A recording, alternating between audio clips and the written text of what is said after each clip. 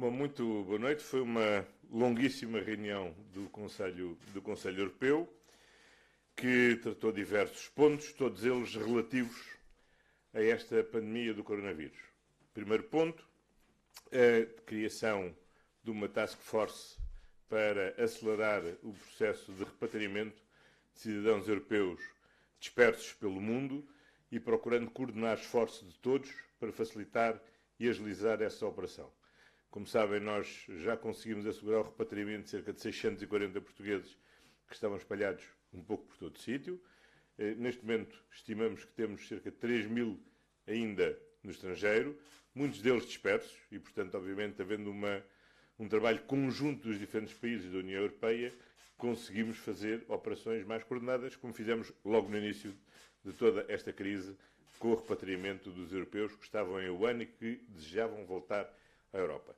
Em segundo lugar, fizemos o ponto de situação sobre o controle das fronteiras externas e decidimos prolongar as medidas de limitar ao máximo a utilização das fronteiras externas da União Europeia.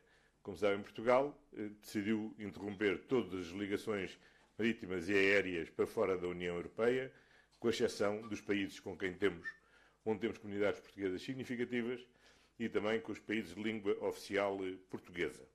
Quanto ao controle das fronteiras internas, Portugal e Espanha são um caso exemplar ao nível europeu, da forma como, de um modo organizado, conjunto, sem decisões unilaterais, fechamos a nossa fronteira a todas as viagens que não sejam a livre circulação de mercadorias, que é fundamental para que o mercado interno continue a funcionar, e também para a circulação dos trabalhadores transfronteiriços. Fora isso, como sabem, o resto das visitas de um lado e do outro da fronteira estão neste momento fechadas, mas fomos um caso exemplar porque fomos, se não o único, dos poucos que fizemos por comum acordo e numa declaração conjunta, simultânea e articulada com os serviços de fronteira de um lado e do outro dos dois países. Houve uma decisão também no sentido de apelar à Comissão para que acelere todos os procedimentos de compra do equipamento médico e do material de proteção individual. Como sabemos, em toda a União Europeia há uma grande carência desses materiais. Todos estamos numa grande corrida para a sua aquisição e, por isso, a aquisição em pool facilita, obviamente, obter melhores preços e uma melhor capacidade negocial. Estão 4 concursos que estão a decorrer e aquilo que o Conselho apelou foi para que a Comissão acelerasse os processos de compra e, por outro lado, reforçasse o orçamento para a constituição de um estoque de reserva ao nível europeu para o conjunto destes materiais. Houve, em quarto lugar, uma avaliação positiva da mobilização de verbas para apoiar os 17 projetos que estão neste momento em curso na área de investigação científica, designadamente para o desenvolvimento de vacinas de combate ao coronavírus. São 17 projetos à escala europeia. Nós temos a participação, uma empresa portuguesa tem uma participação num desses projetos e é, obviamente, algo muito importante para o médio prazo. Contudo, no conjunto da reunião, a maior atenção foi centrada nas consequências económicas e sociais desta situação, porque, como sabemos, estamos numa situação de paralisia generalizada da economia à escala europeia, com uma forte pressão sobre o emprego e sobre o rendimento das famílias. E, portanto, temos procurado agir coordenadamente, tal como hoje o Governo fez ao aprovar um conjunto de medidas para apoiar as empresas, o emprego e o rendimento das famílias. Todos temos procurado agir de uma forma coordenada à escala europeia. Desse ponto de vista, foi muito importante a ação determinada do Banco Central Europeu, de forma a controlar o risco de qualquer crise de dívida soberana e que, depois de um movimento inicial de especulação sobre o valor das dívidas, tem vindo a ter uma acalmia dos mercados e uma descida acentuada da taxa de juros, ainda não para os valores normais que tínhamos no momento pré-crise, mas numa boa tendência de descida que é essencial que se mantenha e a intervenção do Banco Central Europeu, primeiro com o anúncio de mobilização de um total de 750 mil milhões de euros para a intervenção no mercado. E ontem, tendo retirado qualquer restrição à aquisição das linhas de dívida dos diferentes países, tiveram esse contributo decisivo e foi o contributo, até agora, mais importante do conjunto da União Europeia. Há contributos também importantes. Por um lado, a flexibilização do Pacto de Estabilidade.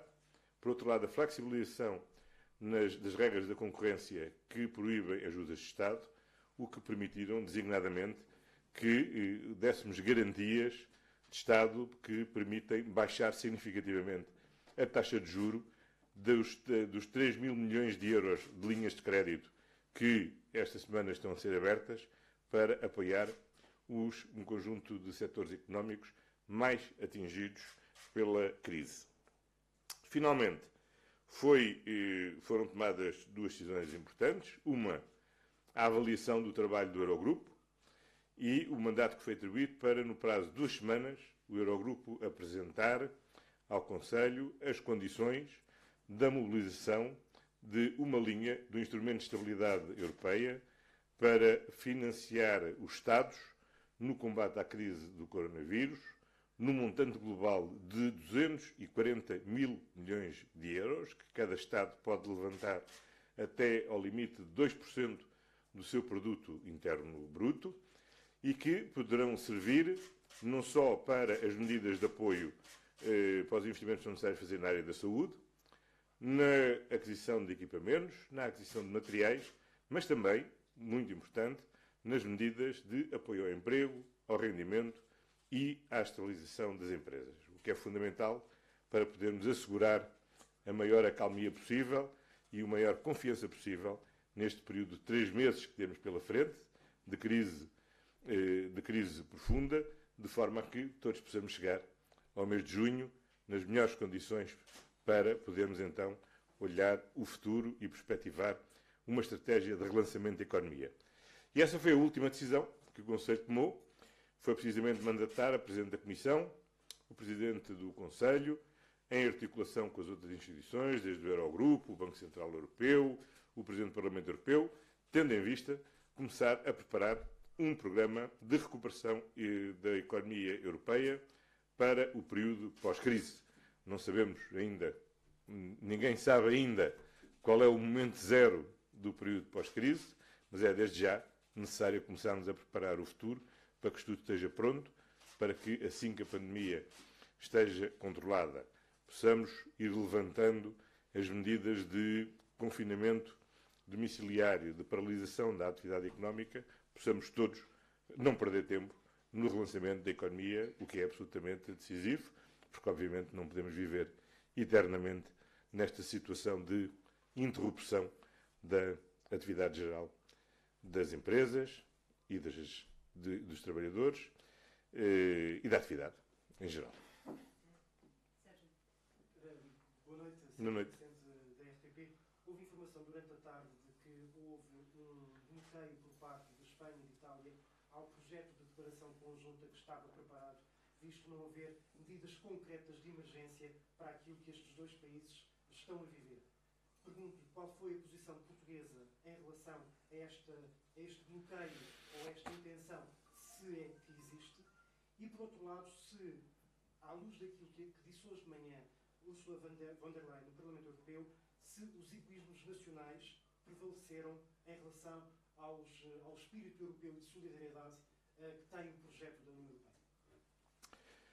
Bom, como sabe, Portugal subscreveu com 8 outros Estados uma carta ao Presidente da Comissão, dizendo precisamente que este era o momento da Comissão da União Europeia ser mais ousada e poder, efetivamente, recorrer a todos os mecanismos previstos no Tratado, designadamente a possibilidade da emissão de dívidas para fazer face a situações absolutamente extraordinárias, como esta que estamos a enfrentar. É, aliás, difícil de conseguir imaginar uma situação mais extraordinária que atinja de uma forma mais global todos os Estados-membros, por uma causa absolutamente estranha a qualquer um deles, por um facto absolutamente imprevisível e que justifique a utilização desta medida. Nós não podemos simultaneamente dizer, como disse a Sra. Merkel, e bem, que estamos a enfrentar a maior crise que a Europa viveu desde a Segunda Grande Guerra e não termos simultaneamente a capacidade de fazer aquilo que é necessário fazer perante a dimensão da crise que temos pela frente. E por isso temos que recorrer a todos os instrumentos. É verdade que não há consenso, não é verdade que tenham sido 2 países a bloquear. Infelizmente, a reunião foi seguramente longa, porque sucessivamente todos fomos colocando reservas às relações que iam sendo feitas. Finalmente chegámos a um mínimo denominador comum. Mas a Europa precisa muito mais do que um mínimo denominador comum. A Europa precisa de um máximo mobilizador comum para fazer frente a uma crise desta dimensão. E por isso é importante que o mandato que foi dado ao Eurogrupo para, nas próximas 2 semanas, apresentar propostas, não só com base na linha do mecanismo de estabilidade europeu, mas podendo recorrer a outros mecanismos. É sabido que há uma discussão que está em aberto sobre a possibilidade da emissão de dívida conjunta na União Europeia para financiar o conjunto das ações que em todos os países estamos a desenvolver para combater esta pandemia. Dos 9 países que ontem defenderam na Carta, na reunião de hoje houve mais 4 que se juntaram, houve só 4 que se opuseram claramente e houve outros que não tomaram ainda posição sobre essa matéria. Mas, como sabe, estas são decisões que requerem a unanimidade e, portanto, temos que continuar a trabalhar nesse sentido, porque a Europa não pode ficar aquém daquilo que os cidadãos pedem da Europa. É que seja capaz de se afirmar, ter uma posição clara e de liderança num momento de crise da gravidade como aquela que estamos agora a enfrentar.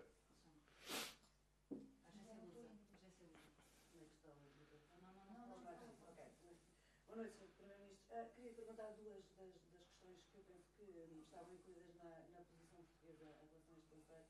A questão do mecanismo de resseguro europeu, ao nível europeu, dos subsídios de desemprego, se foi abordada e em que termos e com conclusões.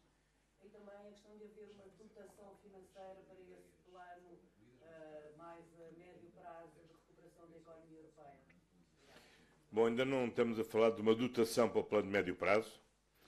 Os próprios 37 mil milhões de euros que têm sido falados como fazendo parte do plano de investimento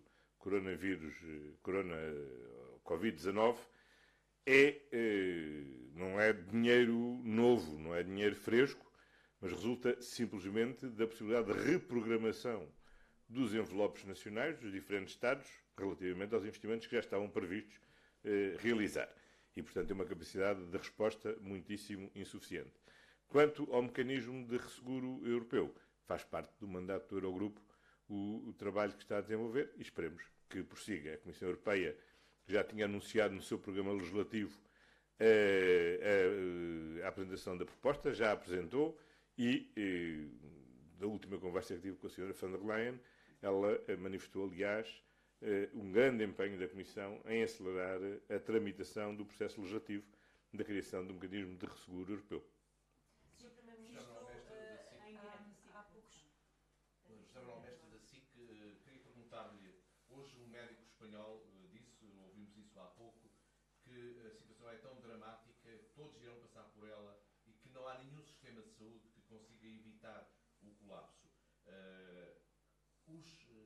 Acabou de dizer há pouco que dos 27 há mais 4 países que se juntaram aos 9 que pedem emissão de dívida conjunta, há 4 que são completamente contra.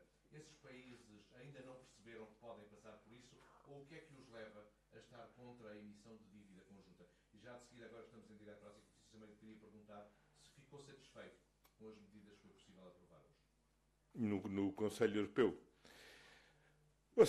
Vamos ver, este foi o acordo possível, mas manifestamente insuficiente para aquilo que é exigível da Europa e que a Europa tem que ter capacidade de responder a uma crise que tem esta dimensão.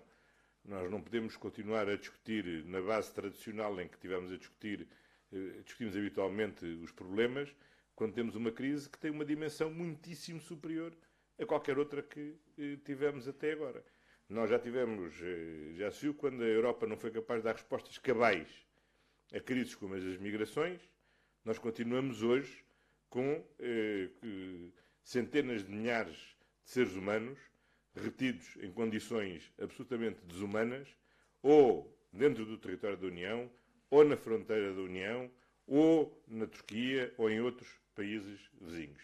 Nós vimos bem como, quando a Europa teve dificuldades em responder à crise económica de 2008, o pesadíssimo preço económico e social que a Europa pagou, países como Portugal, em particular, pagaram por essa crise. E, portanto, é essencial que se compreenda que agora, quando estamos a enfrentar uma crise que tem uma dimensão muitíssimo superior, se nos mantemos nas divisões que andaram a bloquear decisões atempadas em 2008 e perante as migrações, a Europa sofrerá muitíssimo com esse tsunami. E, portanto, a esperança que eu tenho é que os países compreendam a especificidade desta situação. A bem da verdade, devo dizer que, quando dizemos que há 4 que são contra, eu diria que há 3 que são totalmente contra e um que, sendo contra, tem a abertura suficiente de espírito para estar disponível para discutir o que anteriormente nunca esteve disponível para discutir. E isso é uma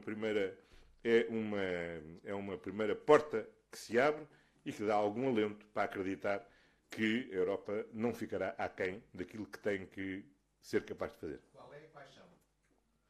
Isso aí. O Sr. Primeiro-Ministro falou na necessidade de se programar o chamado Day After. Falou na necessidade de haver uma espécie de plano Marshall ou um plano Van der Leyen. Ficámos muito aquém disso nesta reunião, ou ainda acredita que a Europa e esses 3 mais um vão cair em si e acredita que ainda irão responder a este apelo de solidariedade? E pedir também, nós estamos hoje é quinta-feira, daqui a precisamente uma semana termina este primeiro período de estado de emergência. Se já sabe o que é que vai acontecer dia 2, na próxima quinta-feira, daqui a uma semana, se vamos ter esse prolongamento e se, no caso, outras medidas a acrescentar àquelas que já foram tomadas quando foi decretado o plano de emergência que estamos a viver neste momento. Bom, quanto à primeira questão, convém separar as discussões. Hoje demos o primeiro passo para olhar para o momento posterior ao da crise, com um grande plano de reconstrução.